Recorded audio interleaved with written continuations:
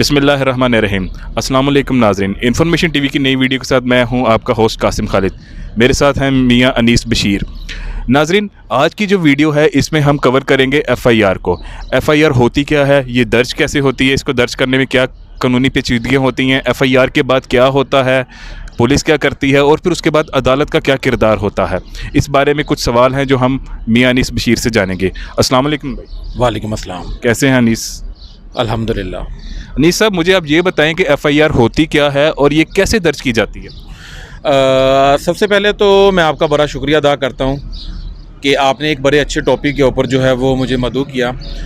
सबसे पहले किसी भी जगह अगर कोई वाक़या रूनुमा होता है तो कासिम साहब, कोई भी आम शहरी जो है वो अपने मुतलका थाने में जाता है। वहाँ पे जाके एफ़आईआर जो है, जिसको हम फ़र्स्ट जो एक पहली इतलाई जो रिपोर्ट होती है उसको कहते हैं, जो कि जाके थाने के अंदर जो है वो तहरीरी तौर पर या ज़बानी जो है वो कोई भी शहरी जो है वो उस वाक़े के हवाले से दर्ज करवाता है।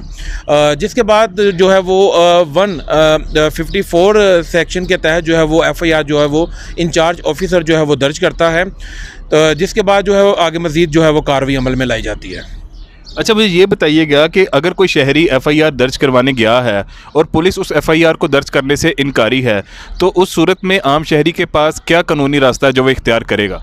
कासिम साहब, इसमें तो सबसे पहले मैं आपको बताऊं कि इसमें यह है कि अगर कोई मुतलका जो थाना है, कोई वाक़या रूनुमा हुआ है कि जो साइल जो जाता है थाने के अंदर एफ़आईआर दर्ज करवाने के लिए, अगर पुलिस ऑफिसर उसको दर्ज करने से इनकार कर देता है, एक तो उसके पास तीन रास्ते हैं। जो साइल है, एक तो वो उसके जो पुलिस जो इन्वेस्टिगेशन जो यानी कि एफ़आईआर जो दर्ज कर रहा है उसके अफसरान तक जो है वो उसको रसाई हासिल होनी चाहिए। एसपी के पास जाना चाहिए, डीपीओ के पास जाना चाहिए कि मेरा मुतलका थाना जो है वो एफ़आईआर दर्ज नहीं कर रहा। दूसरा रास्ता जो है वो हाई कोर्ट के अंदर जो है वो रिट पिटिशन जो है वो दायर की जा सकती है।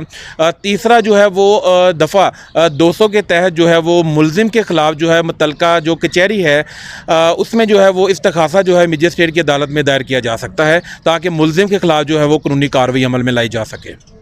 अच्छा अनीस साहब, ये मुझे ये बताइएगा कि अगर झूठी एफ़आईआर दर्ज करवा दी जाए तो उस सूरत में अदालत क्या अपना फ़ैसला सुना सकती है? इसमें कासिम साहब ये है कि ये डिपेंड करता है कि अगर तो झूठी एफ़आईआर दर्ज करवा दी गई है किसी आम शहरी के ख़िलाफ़, तो अगर उस शहरी के नोटिस में आ गया कि मेरे ख़िलाफ़ जो है वो कार्रवाई जो है वो पुलिस अमल में ला सकती है, तो सबसे पहले तो उसको अपनी प्री रेस्ट बेल जो है वो करवानी चाहिए। उसके बाद जो है वो शामिल तफ्तीश होना चाहिए और बताना चाहिए शवाहिद जो है उसके पास कि मेरे ख़िलाफ़ जो ये एफ़आईआर झूठी दर्ज की गई है। और अगर जो मुतलका थाने का जो अफसर है अगर वो वहाँ पे उसकी सुनवाई नहीं होती, तो जो शहरी है उसके पास एक रास्ता है कि वो सीपीओ को दरख्वास्त दे सकता है कि मेरे पास जो ये मेरे ऊपर जो ये एफ़आईआर दर्ज की गई है ये झूठी है, तो आगे इसका मज़ीद जो है वो कार्रवाई अमल में लाई जा सकती है और वो अपने आप को बेगुनाह साबित कर सकता है। अच्छा, हमारे व्यूअर्स की इन्फॉर्मेशन में आप इजाफा करें कि ये एफ़आईआर किस दफ़ा के तहत दर्ज की जाती है? ये जो एफ़आईआर है सबसे पहले A154 के तहत जो है वो एफ़आईआर दर्ज की जाती है। और अगर किसी मुलजिम के ख़िलाफ़ एफ़आईआर दर्ज हो गई है तो उस मुलजिम को जो है वो 24 आवर्स के अंदर मुतलका मजिस्ट्रेट के पास जो है वो उसको पेश करना ज़रूरी होता है। और उसके बाद थोड़ा सा मैं आपको बता देता हूँ, ये डिपेंड करता है आगे ऑफेंसेस नॉन बेलेबल हैं कि नॉन बेलेबल हैं। अगर जो मज़ीद इसमें इन्वेस्टिगेशन की ज़रूरत होती है तो मुतलका जो मजिस्ट्रेट है वो इसको फ़िज़िकल रिमांड पर जो है वो मुलजिम को भेज देता है पुलिस के पास कि इसकी मज़ीद अभी इन्वेस्टिगेशन की ज़रूरत है।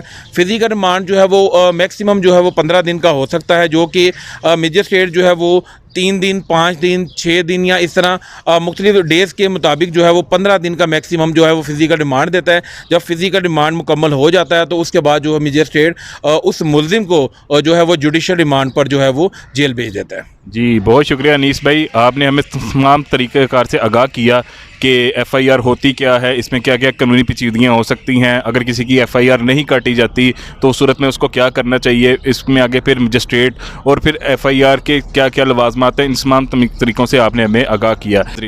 इस तरह की मज़ीद वीडियोस हम पेश करते रहेंगे जिसमें हम जो कानूनी पेचीदगियाँ हैं हम उसको उजागर करते रहेंगे। आप हमारी इस वीडियो के मुतालिक अपनी कीमती राय से हमारे कमेंट सेक्शंस में आगाह करें, हमारी वीडियो को लाइक करें, सब्सक्राइब करें और अपने फ्रेंड्स तक शेयर करें। अगली वीडियो तक के लिए हमें इजाज़त दें, इंशाल्लाह फिर हाज़िर होंगे। अल्लाह हाफ़िज़।